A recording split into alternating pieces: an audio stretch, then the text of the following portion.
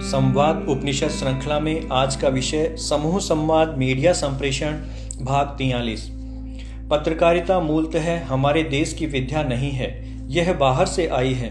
हमारे यहाँ संवाद का यह स्वरूप नहीं था, क्योंकि हम मानते थे कि प्रकृति ने किन्हीं दो आदमियों को एक जैसा नहीं बनाया है। हर एक की अपनी सोच है, अपना स्वभाव और प्रकृति है। सबका अपना सत्य है, अपने कर्म है जो दूसरे से भिन्न है। फिर हम सबको एक सांचे में क्यों ढाल देते हैं? यह हमारी सोच में आता क्यों नहीं? हमारे यहाँ गांव में छोटे छोटे ग्रुप होते थे जो संस्कृति का प्रचार करते थे। आज रामायण महाभारत जैसे कथानक हजारों सालों से जिंदा है, तो वे शब्द से जिंदा हैं। तो हमें उनकी संवाद शैली को समझना चाहिए कि आखिर क्यों जिंदा हैं। हम तो अपने लिखे हुए को, अपने काम को नकार देते हैं। तो सोचिए, हम अपने आप से कितना झूठ बोलते हैं। एक लाइन में यही कहना चाहूँगा कि आप यह संकल्प कर लें कि मैं अपने आप से कभी झूठ नहीं बोलूँगा। जो बदलता है उसी का नाम सभ्यता है। संस्कृति नहीं बदलेगी, क्योंकि वह तो खुद आत्मा का स्वरूप है। सभ्यता मेरी बाहरी जीवन से जुड़ी है, भीतर से जुड़ी हुई नहीं है, इसलिए बदल रही है। मेरी पत्रकारिता भी जब तक बाहरी जीवन से जुड़ी रहेगी, संसार पक्ष ये जुड़ी रहेगी, तब तक मैं अपने लक्ष्य को पूरा नहीं कर पाऊंगी। मुझे मेरी पत्रकारिता को अपने भीतर से जोड़ना पड़ेगा।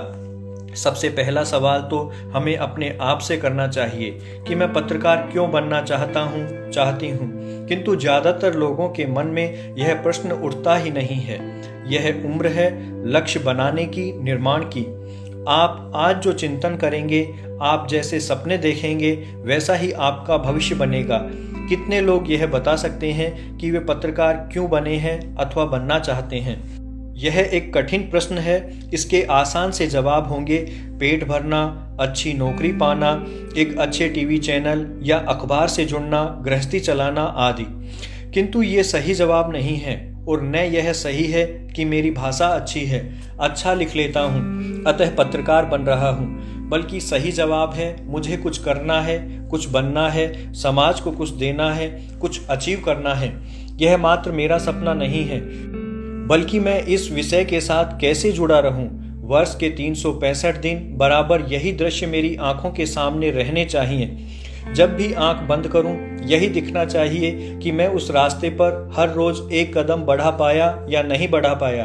रोज सुबह उठकर ईश्वर से कोई प्रार्थना करने की बजाय आंख बंद कर अपने आप से सवाल करें कि मैं पहली सही दिशा में चल रहा हूं अथवा नहीं।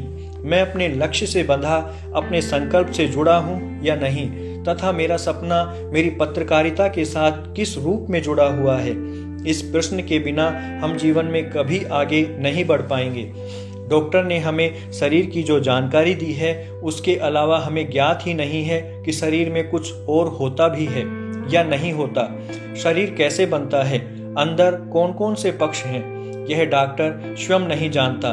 किंतु इसका साहित्य भरा पड़ा है कि शरीर में 5 कोष होते हैं, जो परमेष्टि में भी 5 पर्वा होते हैं। जो भी नियम कायदे और स्वरूप इस ब्रह्मांड का है, वही स्वरूप इस शरीर का है। संस्कृति शब्द के साथ यदि हमें जीना है, तो यथा अंडे तथा ब्रह्मांडे के अनुसार हमें अपनी पत्रकारिता को इससे जोड़कर देखना पड़ेगा। यदि इस बीच में हम खो गए हैं, अपने आप को ही नहीं समझ सके, तो दूसरों को हम क्या समझाएंगे और क्या स्वयं समझेंगे? कृष्ण कह गए हैं कि मैं सब जीवों में बैठा हूँ, अतः जो आप हैं वो ही हम हैं। इस दृष्टि भेद को समझना तभी संभव होगा जब हम यह समझें कि हम कौन हैं, क्या हैं, किससे बात कर रहे हैं। यह सब समझना कोई मुश्किल काम नहीं है। मेरा कहना है, जीवन को भीतर देखना सीख लो। पत्रकारिता का सबसे नकारात्मक बिंदु, माइनस पॉइंट यह है कि हम दूसरों को देखते हैं, दूसरों की आलोचना करते हैं, प्रशंसा करते हैं, किंतु खुद को नहीं देखते। सोचते हैं अगर खुद को देखूंगा तो जीऊंगा कैसे। बड़े पत्रकारों की दिनचर्या को देखें, ज्ञात होगा वे दिमाग से जीने लग गए। यह इसलिए कह रहा हूं कि यह विद्या भारत की नहीं है, बाहर से आई है, दिमाग के सहारे चलती है। एक बड़ा पत्रकार कहेगा, मैं क्या नहीं कर सकता, देख लूंगा, इसको देख लूंगा, उसको देख लूंगा, दुनिया को देख लूंगा, किंतु वह खुद को नहीं देख सकता। 2 लाख कॉपियों का अखबार उसके लिए इतना बड़ा होता है कि वह घर को भी संभालने नहीं जाता। घर में भी पत्नी से संपादक बात कर रहा है, बच्चों से भी, माँ बाप से भी मानो संपादक बात कर रहा है। वह खुद तो मानो कहीं खो गया। उसके जीवन की तस्वीर कैसी बन गई है। मुझे तो इससे अधिक विवश कोई दूसरी तस्वीर दिखाई नहीं दे रही है। मैं 8 घंटे नौकरी करना चाहता हूँ कि शेष 16 घंटों को सुधार सकूँ, अच्छा जी सकूँ, किंतु हालात तो ये हैं कि ये 8 घंटे शेष 16 घंटों को भी लील गए। 16 घंटे गायब हो गए, पत्रकार रह गया। कहाँ गए मेरे 16 घंटे। हमें ऐसा पत्रकार नहीं बनना है। पत्रकारिता पत्रकार के रूप में ही करनी है, इंसान बनकर जीना है। आज हम अपने आप के साथ दूसरा नुकसान यह कर रहे हैं कि पत्रकारिता को पेशा मान बैठे हैं। पत्रकारी पेशा नहीं है। जो इसको प्रोफेशन मानेगा उसके लिखे हुए को समाज याद नहीं रखेगा। कारण साफ है, पेशा दिमाग से चलता है। दिमाग में जीने वाले के लिए कोई दर्द नहीं होता। जिंदगी का सारा दर्द, सारा प्रेम, लाड आदि सब दिल के अंदर होता है। यदि आप दिमाग से पत्रकार बन गए तो ये सब चीजें आपकी खो जाएंगी, आपकी कलम में आएंगी ही नहीं।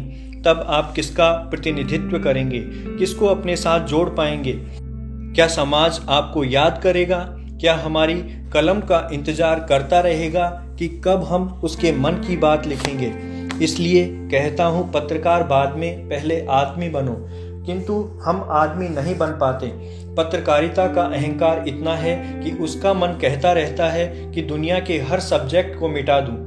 यदि उसको कोई सीखने सिखाने की बात करे तो उल्टा उसके सिर पड़ जाएगा। बार बार दोहराएगा, मैंने उसका इंटरव्यू किया, उसका किया आदि। किंतु मैं कहता हूँ, भाई साहब, सब आपने किया वह तो ठीक है, कभी अपना साक्षात्कार भी किया या नहीं, जरा देखो। जिंदगी की समझ तभी आएगी। कहते हैं कि लक्ष्मी और सरस्वती से जुड़े हुए शब्द अलग नहीं होते, साथ ही चलते हैं। मकान बोलेंगे तो मकान लक्ष्मी भी है, मकान शब्द सरस्वती भी है। हर शब्द में अर्थ छुपा हुआ है, उसके बिना शब्द होता ही नहीं। प्रश्न यह है कि हम साधना किसकी करते हैं? अगर पत्रकारिता को समझना है तो अपने आप को पहले उस लेवल पर समझना पड़ेगा कि मैं अपने आप से ही बात करता हूँ। सारा संवाद मैं खुद से ही कर रहा हूँ। रास्ता दिखा रहा हूँ तो खुद को दिखा रहा हूँ। निर्माण कर रहा हूँ तो खुद का कर रहा हूँ। यह समझ लें, मैं शरीर नहीं हूँ, शरीर के भीतर रहने वाला हूँ। शरीर तो माँ बाप ने दिया है, इसकी एक उम्र है, उसके बाद यह खत्म हो जाएगा, किंतु मैं खत्म नहीं होने वाला हूँ। भारतीय दर्शन तो कम से कम यही मानता है। श्री कृष्ण खुद गीता में अर्जुन से कई बार कहते हैं, मेरे और तुम्हारे कई जन्म हो गए। इस स्थिति में अपने आप को एक नए सिरे से देखने का अभ्यास करना पड़ेगा। हम यदि जीवन के इस स्वरूप को नहीं समझे तो हमारी पत्रकारिता से कभी भी भेंट नहीं होने वाली।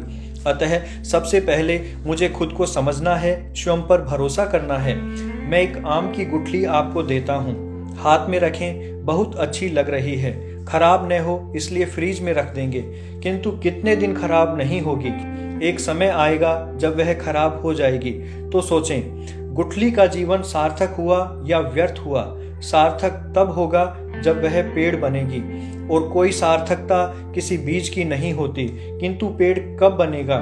जब वह खुद जमीन में गड़ जाएगा।